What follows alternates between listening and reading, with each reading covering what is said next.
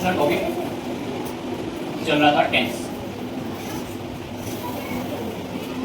अपने पिछली कक्षाओं में ये जो क्लासें हुई उसके अंदर ये अपन ने पढ़ चुके हैं कि प्रेजेंट इंडेफिनिट क्या होता है और प्रेजेंट कंटिन्यू क्या होता है। आज उसका नेक्स्ट वाला पढ़ेंगे जिसको बोलेंगे प्रेजेंट परफेक्ट। क्या बोलेंगे? थर्ड टेंस से प्रेजेंट का थर्ड पार्ट है जिसको बोलेंगे प्रेजेंट परफेक्ट।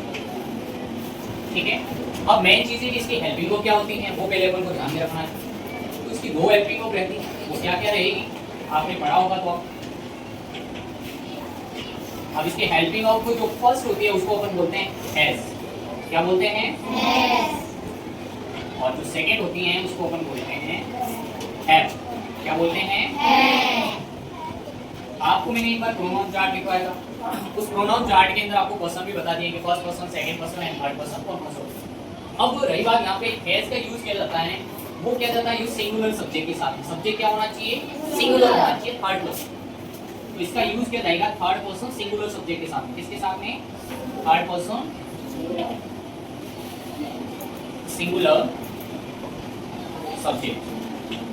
हैज का यूज तभी अपन करेंगे जब सब्जेक्ट अपना क्या हो? सिंगुलर हो। और क्या होना चाहिए? Third person. थर्ड पर्सन में कौन कौन आता है? ई आ गया, सी आ गया, इट आ गया, और दे तो किसमें आता है? प्लूरल में आता है। तो दे के साथ हैव यूज करेंगे। जैसे हमने रहा ना फर्स्ट पर्सन, अब हैव का यूज करोगे आप फर्स्ट पर्सन। फर्स्ट पर्सन में कौन कौन आता है? आई एंड वी। फर्स्ट पर्सन में कौन कौन आता है? आई एंड वी। तो first person plus second person. Second person में कौन आता है? यू। सेकंड पर्सन में कौन आता है? You.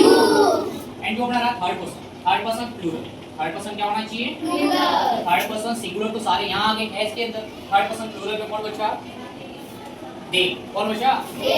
Third person plural subject के साथ इसका यूज किया जाता है। ठीक है, अब ये तो इसकी होगी हेल्पिंग वर्ब। अब बात करते हैं मेन वर्ब। इसके अंदर वर्ब की कौन सी फॉर्म का यूज करेंगे? जैसे एक होती है फर्स्ट फॉर्म, एक होती है सेकंड और एक होती है थर्ड। तो इसमें कौन सी वर्ब की फॉर्म यूज होगी? तो इसके अंदर जो मेन वर्ब इसकी रहती है, इसकी मेन वर्ब होती है उसे बोलते हैं वर्ब की थर्ड फॉर्म। वर्ब की थर्ड फॉर्म इसके अंदर यूज होगी। कौन सी फॉर्म यूज होगी? वर्ब की थर्ड फॉर्म। ओके, तो ये तो एक बेसिक हो गया हेल्पिंग वर्ब और मेन वर्ब का ना। अब अपन इसके पढ़ेंगे affirmative sentence, negative sentence, interrogative sentence. वहां पे अपन देखेंगे कि इनका बेसिकली इंग्लिश के अंदर कहां पे यूज किया जाता है, कहां से यूज। अपन ने अभी नेक्स्ट देखा कि इसकी बेसिक हेल्पिंग वर्ब देखी और मेन वर्ब देखी। अब अपन इसका पढ़ेंगे अफर्मेटिव सेंटेंस। फर्स्ट पढ़ेंगे अपन इसका अफर्मेटिव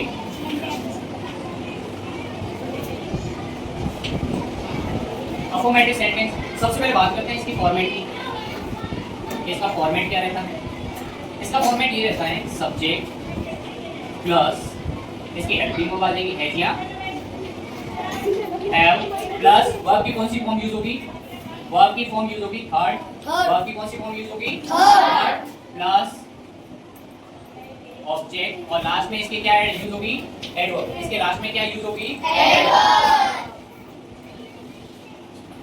ये इसका रहता है फॉर्मेट। ये क्या रहता है? फॉर्मेट। इसकी एडवर्ब क्या रहती है वो भी मैं आपको लिखूंगा आपको। अब ये इसका एग्जांपल देते हैं। अब मेन चीज है कि प्रेजेंट परफेक्ट किसे बोलते हैं? पहला अपन ने पढ़ा प्रेजेंट इंडेफिनिट। प्रेजेंट इंडेफिनिट का मीनिंग ये रहता है कि कोई भी चीज आप स्टार्ट करते हो, मैं वहां जाता हूं, मैं वो करता हूं, कोई भी ठीक है, फिर आपने वो स्टार्ट कर दिया और उसके बाद में वो कंटिन्यू हो गया, रनिंग अभी तक कंप्लीट नहीं हुआ लेकिन वो चल रहा है। वो क्या कर रहा है? चल रहा है। जैसे मैं स्कूल जा रहा हूं तो जा रहा हूं, वहां पहुंचा नहीं। परफेक्ट का मतलब वहां पे आप पहुंच चुके, वहां पे आप जो आपने काम स्टार्ट करा था उसको कर चुके जस्ट अभी अभी। जैसे मैंने अभी लिखना स्टार्ट करा था, मेरा तो होमवर्क हो गया, मतलब अभी अभी हुआ है, मेरा तो होमवर्क हो गया। तो वहां प्रेजेंट परफेक्ट करोगे। क्या करोगे? Use present perfect. जो चीज परफेक्टली हो चुकी प्रेजेंट टेंस के अंदर, वर्तमान के अंदर जो चीज परफेक्टली हो चुकी है उसको हम बोलते हैं प्रेजेंट परफेक्ट। क्या बोलते हैं? Present perfect. जैसे फॉर एग्जांपल मैंने लिखा आई हैव, इसके अंदर वर्ब की कौन सी फॉर्म यूज करते हैं? I have gone to Udaipur. मैं उदयपुर जा चुका हूँ। जैसे मैं उदयपुर पहुंच चुका हूँ। अब आप जैसे कहीं आप कहोगे आपको घर जाना है, ठीक है, तो घर जाने के बाद अपन को कहते हैं ना कि आपको वहाँ पहुंच के मुझे कॉल करना। तो आप वहाँ फिर वहाँ अगर आप अकेले जा रहे हो तो फिर अपने मम्मी पापा को, तो वहाँ मैं पहुंच चुका हूँ, तो वहाँ पे आपका परफेक्ट काम किया है। आप अभी चल नहीं रहे हो, वहाँ परफेक्टली आप पहुंच चुके हो, ठीक है, तो वहाँ पे अपन यूज करते हैं। अब देखो यहाँ पे गॉन मैंने यूज क्यों करा? क्योंकि वर्ब की कौन सी फॉर्म है? गॉन किसकी थर्ड फॉर्म है? गो की। गो के तीन फॉर्म होती है ना, गो, वेंट, गॉन। कम, कम्स, कम, ठीक है, कम, केम, कम्स, ये वाला आपको पता है फॉर्म। सेकंड फॉर्म तो क्या रहती है? कैन रहती है। और फर्स्ट फॉर्म क्या होती है? कम। और थर्ड फॉर्म की समान होती है, कम। ठीक है, तो ये चीज आपको ध्यान रखना है। अब इसका अपन पढ़ेंगे नेगेटिव सेंटेंस। क्या पढ़ेंगे? Negative sentence. ठीक है, इसको मैं रब कर देता हूं। अब नॉर्मल देखो इसके अंदर मैं आपको बता दूंगा, समझा दूंगा। नेगेटिव सेंटेंस इसका क्या रहेगा? नेगेटिव सेंटेंस का फॉर्मेट रहेगा सब्जेक्ट प्लस हैज और हैव, हेल्पिंग वर्ब तो इसकी रहेगी, प्लस इसके साथ में एक जुड़ जाएगा, नेगेटिव है तो क्या जुड़ेगा? और वर्ब की कौन सी फॉर्म रहेगी? थर्ड फॉर्म रहेगी, ऑब्जेक्ट रहेगा और हेड वर्ब आ जाएगी, ठीक है। अब इसका भी एक एग्जांपल देखो। इसका जैसे कि मैंने बोला मैं अभी तक वहां नहीं पहुंचा हूं, परफेक्टली काम नहीं हुआ है, तो आप इसके लिए जैसे मैंने लिखा कि वह अभी तक वहां नहीं पहुंचा, तो ही सिंगुलर है इसलिए मैं यूज करूंगा has. He has not gone to, मैं होम लिख देता हूं। He has not gone to, वो अभी तक घर नहीं पहुंचा, ठीक है। तो नहीं के लिए ये यूज आप करो, ठीक है। ये नेगेटिव सेंटेंस हो गया। अब इसका इंटरोगेटिव है, इंटरोगेटिव में क्या होगा? हेल्पिंग वर्ब आगे आ जाएगी। इंटरोगेटिव सेंटेंस में क्या होगा? हेल्पिंग वर्ब आगे आ जाएगी और सब्जेक्ट हेल्पिंग वर्ब के जस्ट बाद में आएगा। जैसे कि आप होमवर्क कर चुके हो तो मैं आपको क्या बोलूंगा? Have you done your homework? Have you done your homework? तो आप क्या अपना होमवर्क कर चुके हो, तो आपको जो भी है ना परफेक्ट अगर कर चुके हो, जैसे कि आज मैंने लिखवाया, कल आके मैं पूछूंगा तो कल ये पूछूंगा क्या आपने होमवर्क कर चुके हो आप अपना, है ना। तो वो चीज है, तो ये परफेक्ट चीज में आता है। ये किस में आता है? परफेक्ट। अब इसकी मैं कुछ एडवर्ब आपको लिखवा दूंगा। तो इंपॉर्टेंट है, सेंटेंस को आप आइडेंटिफाई करोगे कि कैसे इसका यूज किया जाता है, कहां नहीं किया जाता है। मैं इसकी जो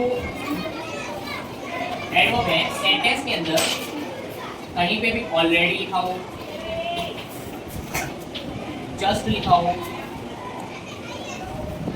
जस्ट नाउ लिखा हो, yet लिखा हो,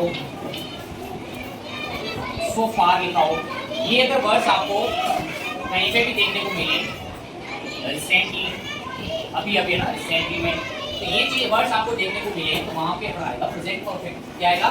एक नोट करके आपको चीज याद रखनी है, yet and so far का use, yet and so far, इन दोनों का यूज कहाँ किया जाता है? Used in negative sentence, used in negative sentence only. Here tense so far का यूज सिर्फ नेगेटिव सेंटेंस में यूज होगा, ठीक है। तो अभी अपना जो प्रेजेंट परफेक्ट टेंस है वो फिनिश हो चुका है, इसकी प्रैक्टिस भी करनी है और जिस प्रकार से आपको कुछ इंपॉर्टेंट एडवर्ब लिखवाई है वो भी साथ साथ याद करते रहना है ताकि अपना आपको प्रॉपर तरीके से क्या हो पाए, क्लियर हो पाए टेंस, ठीक है। अब नेक्स्ट क्लास में अपन पढ़ेंगे प्रेजेंट परफेक्ट कंटिन्यू, ठीक है।